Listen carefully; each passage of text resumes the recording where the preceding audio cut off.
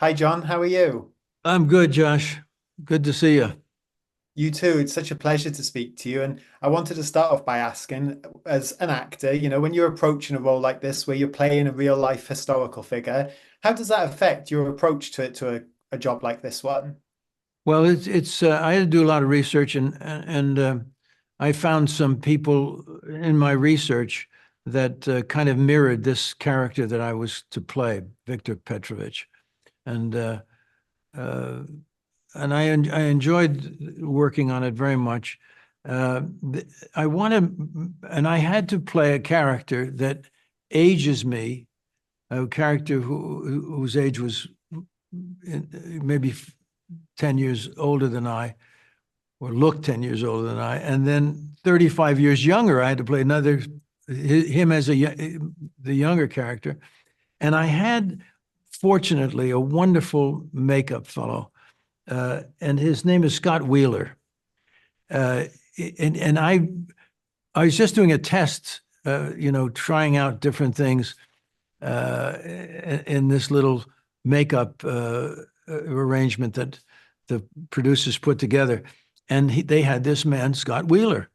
And I know a lot about makeup. I've done a lot of different kinds of makeup. And in some ways, I can be compared, not compared, but I can. I go back to Lon Chaney and his makeup box. I seem to be more like him than other more contemporary people because of this fascination of changing myself, you see. But I had this guy, Scott Wheeler, and he and I got along very well, and he's a very talented man, Scott Wheeler. So anybody who hears this and knows Scott, tell him I gave him a big, a pat on the back because he really is a very gifted guy. And I think you'll be surprised at the way the makeup is effective in this piece. That's just one part of it aside. Yeah. Yeah, well, it looked fantastic. And of course, as you say, that is just one part of it. The other is that Russian accent. So that must have been a challenge again to really perfect that and get those inflections right for the character of Sure. Victor. Absolutely. Absolutely. I was working with a young actor, Alexei Sparrow, and that's what he calls him. Says his Russian name is much longer and impossible to remember. But Alexei plays my partner in my scenes, and he's a lovely actor, and he's a real Russian, and his accent is authentic, and it has nothing to do with the kind of accent that I had.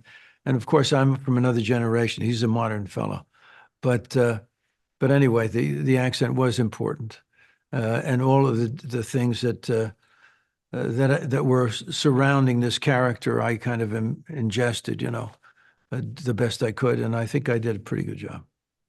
Absolutely. And I know you've played some great fictional villains throughout your career, but how did it compare to step into the shoes of someone like Victor, who, he worked against America as a part of the KGB, and you had to make him a relatable character as well as, someone who worked against America during his time. Right. Well, in his present incarnation, he's no longer, Yeah. working for the Soviet Union. But he did at one point, and he knows all the ups and downs and the dangers of it. So that's what he's telling the story sympathetically because he knows he really was a fan of Reagan's by the end of his time. He came to understand the greatness of Ronald Reagan. For And I sure. have a little speech at the end, which I really treasure, that little speech. I hope it's intact. I'll see it tomorrow night.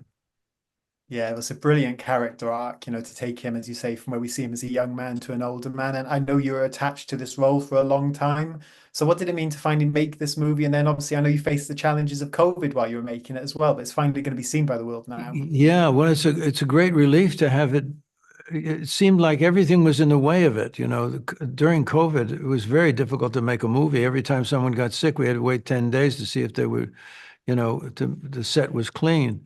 And that's the way it was. It was very, very difficult. We had so many breaks and stops and this and that, and renegotiations for the places and all of this stuff. And then they truncated the time the time we had to work.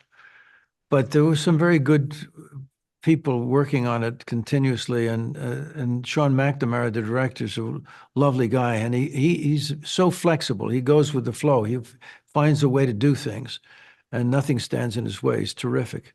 So with Sean and I think that the from what I heard, I didn't have too many scenes. I didn't have scenes with Dennis or Penelope, but they were really great sports and took every blow and, got up to the line again, So I'm proud of the group that did this film, and I hope that people love it. It's really, to my mind, to just explain to the people what they're going to see, it is a very moving piece, and it is a love story too. So you're going to have, it's going to be a very happy moment in the theater, I think, for people. Yeah, I completely agree. Well, Jon, thank you so much for your time. Great performance in this one and really interesting movie. I'm looking forward to people seeing for themselves. So thank you so much. Great. Thank you. Very nice to talk to you. You too. It's been a pleasure. Thank you.